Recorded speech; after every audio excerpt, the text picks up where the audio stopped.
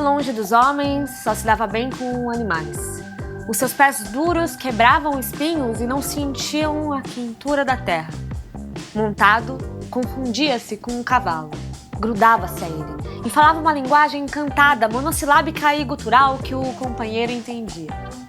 A pé não se aguentava bem, pendia para um lado, para o outro lado, cambaio, torto e feio. Às vezes utilizava nas relações com as pessoas a mesma língua com que se dirigia aos brutos.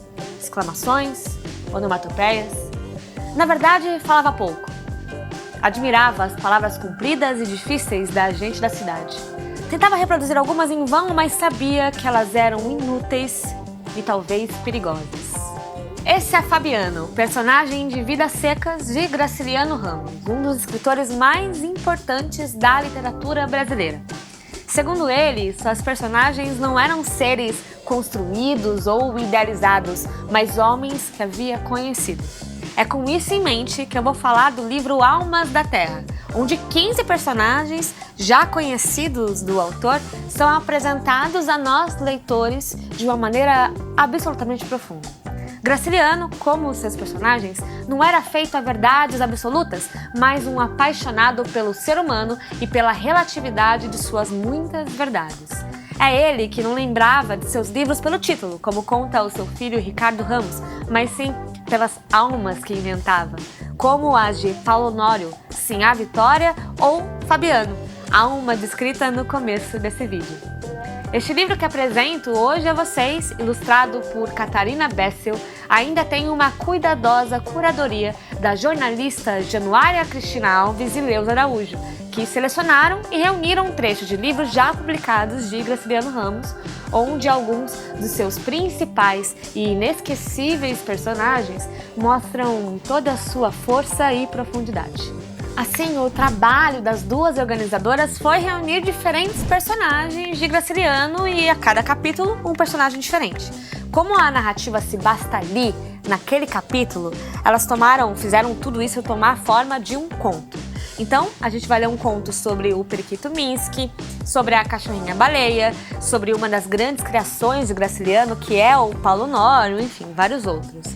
E no final, a gente ainda pode descobrir de onde a Januária e a Leusa retiraram essas histórias. É como se o universo de Graciliano se abrisse pra gente. E para explicar sobre o gênero, tem um escritor argentino chamado Júlio Cortázar que dizia que esse formato, que é o conto, é como um nocaute em uma luta de boxe. É algo que precisa causar no leitor uma experiência de comoção, mas é de uma única vez, é como um soco mesmo. E por ser breve, que tem um único núcleo, com uma narrativa que se desenvolve em torno desse núcleo, o conto nos pega de surpresa e mostra de uma só vez a razão da sua existência. E como jornalistas e escritoras de literatura infanto-juvenil, a Leusa e a Januária souberam escolher cada personagem e cada trecho que melhor definia, esses personagens. A Catarina Bessel, por sua vez, fez em colagens, que é uma das suas especialidades, um percurso do autor por seus personagens. Você vai ver na sua arte tanto a vida do autor, desde Quebrangulo, que é a cidade onde ele nasceu, passando pela redação do jornal, pela prisão, até seu ambiente íntimo, perto de amigos famosos, como os também escritores José Lins do Rego e Raquel de Queiroz. Agora um pouquinho sobre o autor Graciliano Ramos. Ele, aliás, demorou para ser escritor, viu? Ele teve várias profissões, ele foi até prefeito. Foi somente a partir da escrita de um relatório financeiro que por acaso caiu nas mãos do editor que o mundo pôde descobrir Graciliano. Isso em 1933, com seu primeiro romance, Caetés. Alagoano, filho mais velho de 16 irmãos de pais comerciantes, cresceu em um ambiente hostil, marcado por uma educação rígida, violenta e instável, já que por conta da busca de trabalho do seu pai, a família precisou mudar de cidade várias vezes.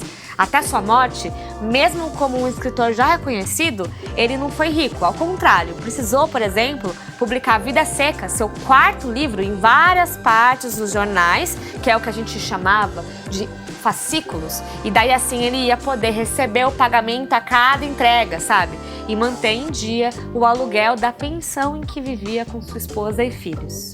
E de novo, Graciliano era um escritor seco. Mas calma, tudo tinha uma explicação.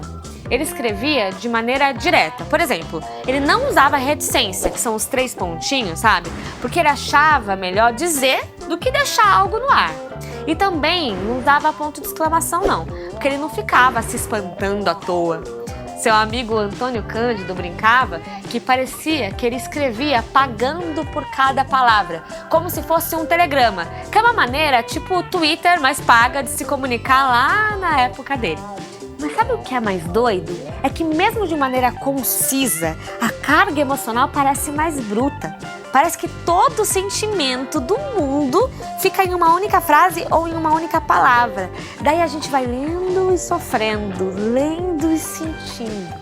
Em sua literatura, sendo quando fala de uma história inventada ou da sua própria, ele vai trazendo temas universais e, como ele mesmo dizia, coisas acontecidas. Tratando das profundezas da miséria, do capitalismo, da desigualdade social e do que isso, direta ou indiretamente, produz na subjetividade dos seres humanos, ele faz da leitura uma experiência irresistível, trazendo o profundo através de fendas abertas pela vida. Até porque, como ele mesmo dizia, a palavra não foi feita para enfeitar, brilhar como ouro falso. A palavra foi feita para dizer. Então, a partir dessas várias histórias contadas nesta obra, eu venho dizer que o que deveria ser dito está dito.